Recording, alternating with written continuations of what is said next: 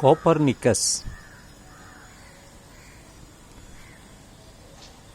Poland நாட்டைச் சேர்ந்தவர். Copernicus 4 துறையில் பெருமை வாய்ந்தவர். 4 துறை என்னவென்றால் வானவியல், பொருளாதாரம், கணிதவியல்,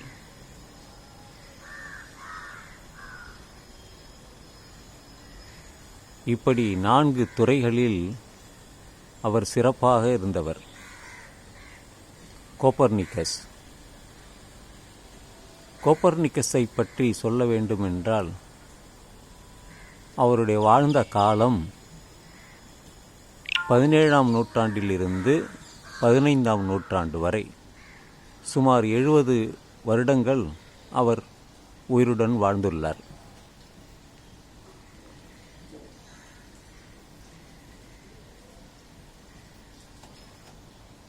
சன் சென்ட்ரிக் தியரி என்று சொல்வார்கள்.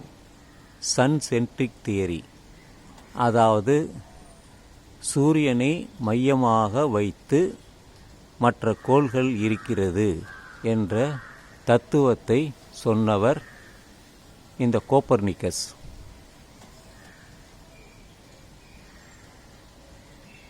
ஏனென்றால் கிறிஸ்துவ பாதிரிமார்கள் பூமிதான் மையம், அதை சுற்றித்தான் மற்ற கிரகங்கள் இருக்கிறது என்று அவர்கள் நம்பி வந்த காலம். அதனால்தான் பல சர்ச்சைகள் வந்தது. என்ன விதமான சர்ச்சைகள் என்றால், பூமி தட்டையானது என்று. இது தட்டை இல்லை, கோள வடிவமாக உருண்டையாக இருக்கிறது என்று முதலில் சொன்னவர் இவருக்கு முன்பே யார் என்றால் கலீலியோ கலி என்பவர்கள்தான். அது இல்லை என்று மறுத்தவர்கள் இவரை சிறையில் அடைத்தார்கள், பாதிரிமார்கள். புருனோ என்பவரை எரித்தே கொன்றார்கள். அந்த காலத்தில் எரிப்பது என்பது சகஜமாகவே இருந்துள்ளது. வேத காலத்திலும் பிரகஸ்பதி என்ற ஒரு ஞானியை எரித்து கொன்றனர். கிரேக்கம் என்று சொல்கிறோம். கிரேக்கத்தில் தாலமி என்பவர், அவரும் வானவியல்தான். அவர் வானவியலில் அவரும் பூமியை மையமாக வைத்துத்தான் மற்ற கிரகங்கள் இருக்கிறது என்று.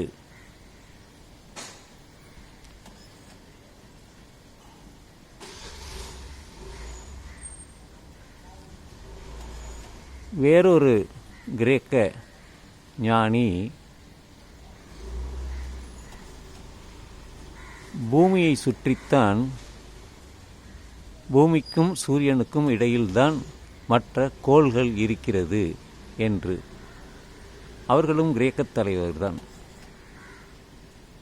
இப்படித்தான்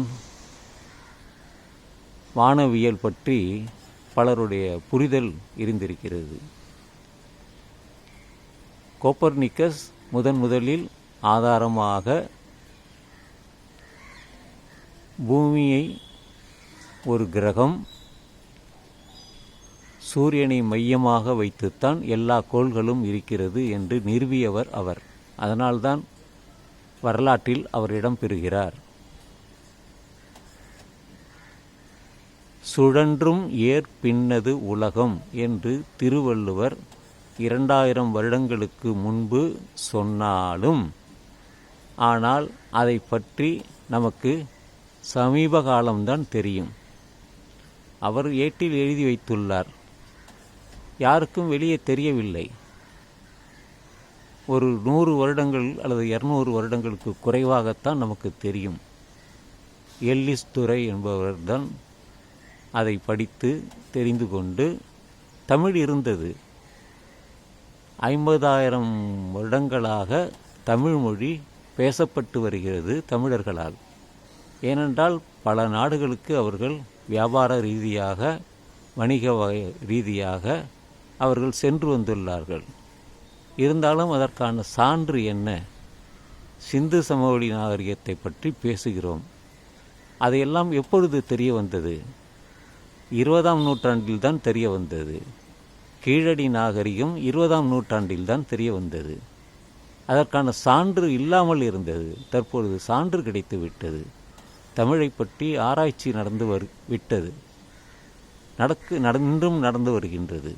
அதனால்தான் நம்மால் சொல்ல முடிகிறது தமிழ்மொழி 50,000 வருடங்கள் பழமை என்று. மனிதன் பிறந்து ஆப்பிரிக்காவிலிருந்து வந்தான், அது 2.5 லட்சம் வருடங்கள் என்று சொன்னாலும் அதை ஆதாரபூர்வமாக உலகுக்கு தெரிய வந்தது பின்னர் தான். இன்றளவும் மனிதன் கடவுளைத்தான் படைத்தான் என்ற ஒரு கூற்றும் இன்றளவும் சில மதவாதிகள், அந்த மதத்தை நம்புபவர்கள் இருக்கிறார்கள். இதையெல்லாம் நம்மால் அவர்களை விளக்க முடியாது. எத்தனையோ விஞ்ஞான வளர்ச்சி நடந்து கொண்டே வருகிறது, நிற்கவில்லை. அது தொடர்ந்து போய்கொண்டே இருக்கிறது, ஒரு நதியைப் போல. எப்பொழுது ஒரு மலையிலிருந்து நதி தொடங்குகிறதோ கடல் சேரும் வரை அது போய்கொண்டே இருக்கிறது. அதுபோலத்தான். ஆனால் சில மதவாதிகள், இன்னும் மதத்தை நம்புபவர்கள், இதெல்லாம் நம்பாதவர்கள் இருக்கத்தான் செய்கிறார்கள். ஒன்றும் பண்ணவே முடியாது. எனவே இந்த காலைப்பதிவை நான் இத்துடன் நிறைவு செய்கிறேன். கோப்பர்னிக்கஸில் தொடங்கி இன்று வரை என்ன என்று அதுதான்.